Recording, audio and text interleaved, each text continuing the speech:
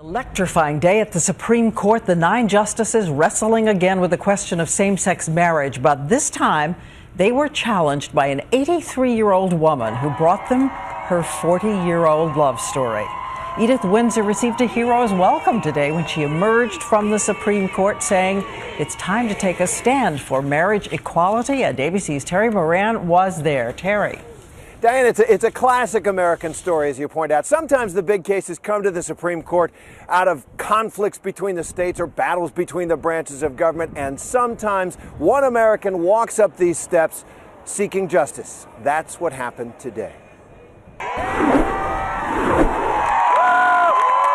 83 and radiant, Edie Windsor had her day in court, and what a day it was for her.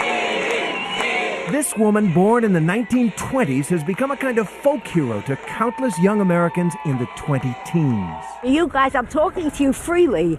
You know, I'd have been hiding in a closet 10 years ago. Her case arises from the love of her life, Thea Spire. They spent 44 years together in New York City. Edie worked at IBM, Thea was a therapist, and they finally married in 2007.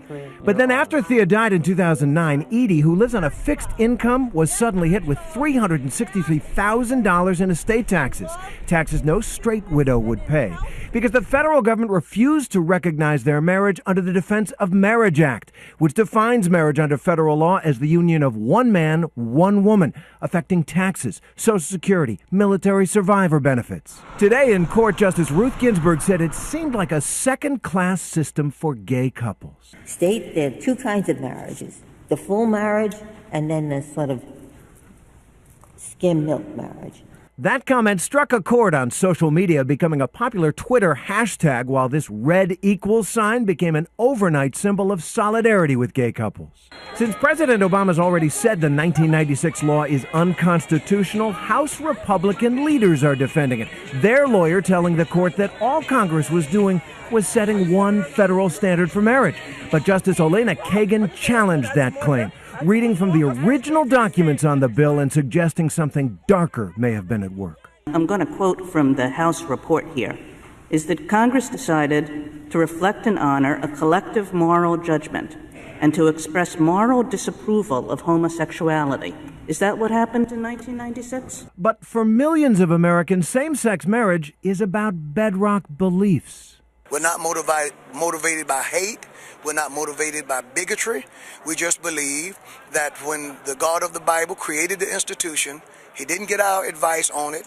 He defined it, and I really believe that he got it right. So Edie Windsor had her day in court. She wasn't alone. This today is like a spectacular event for me. I mean, it's a lifetime kind of event. And I know that the spirit of my late spouse, Thea Spire, is right here watching and listening and would be very proud and happy of where we've come to. Edie was in the front row of the spectator section inside the court. She had some headphones on. She's a little hard of hearing, and you could see her nodding when she thought the case was going her way, shaking her head when she was concerned, and looking just as confused as the rest of us at other times.